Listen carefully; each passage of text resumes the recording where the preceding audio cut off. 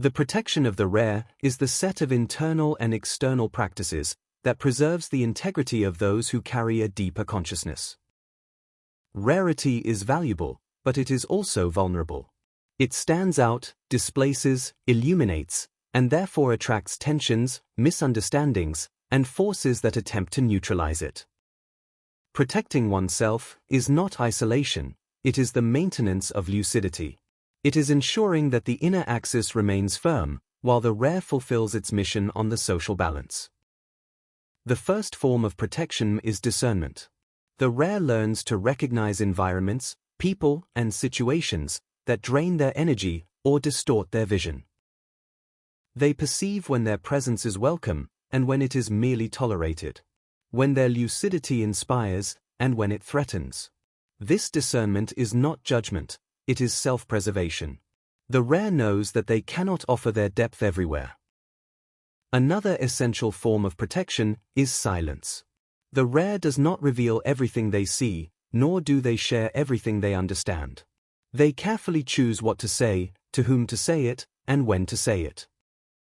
Silence is not withdrawal, it is strategy. It prevents lucidity from being wasted or misinterpreted. The rare protects their vision by expressing it only when it can generate movement, not noise. There is also the protection that comes from intentional solitude. The rare withdraws when they need to reorganize themselves, purify themselves, and recover their energy. They know that multiplicity can be too heavy for their heightened sensitivity. Solitude functions as a space for recalibration, where the rare strengthens their axis before returning to the collective.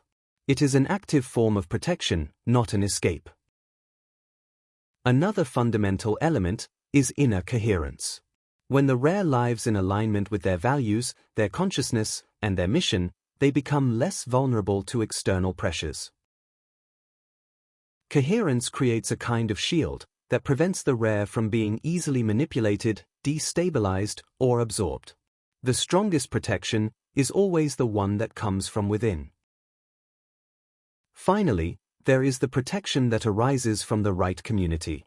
Although the journey is solitary, the rare finds other rare individuals, not necessarily identical, but equally conscious.